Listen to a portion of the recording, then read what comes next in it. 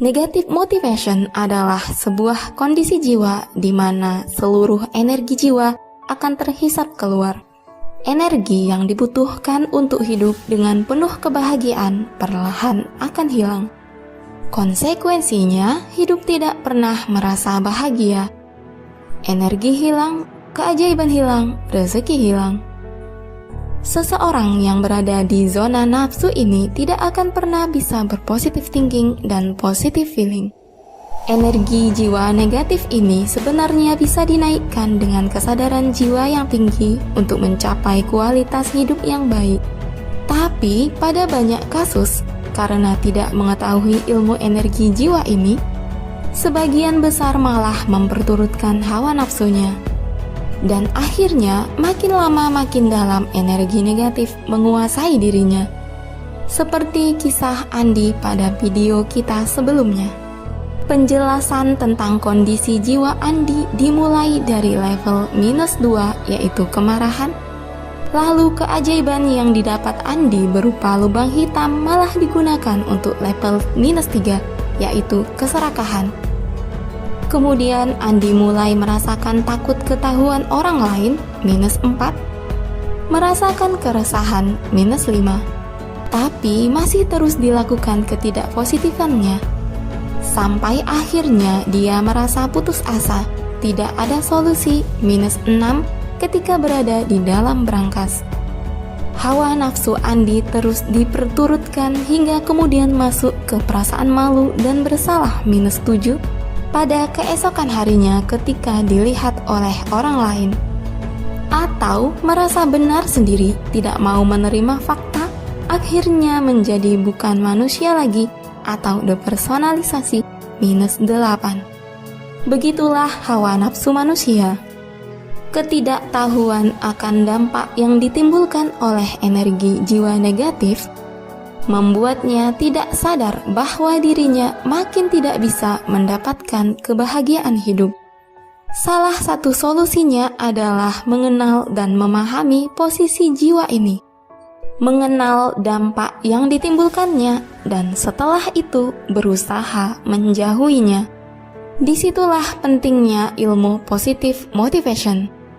Sebelum saya jelaskan lebih lanjut tentang negative motivation ini adalah hal yang tidak mudah bagi saya.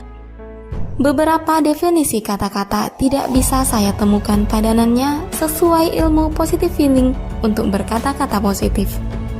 Maka, jika kamu menemukan kata-kata yang apa adanya seperti negatif, serakah, dongkol, atau marah, namun saya tidak menggantinya dengan kalimat positif seperti tidak positif, tidak puas, tidak tenang, dan tidak sabar, itu semata karena pembahasan negative motivation ini berada pada ranah definisi.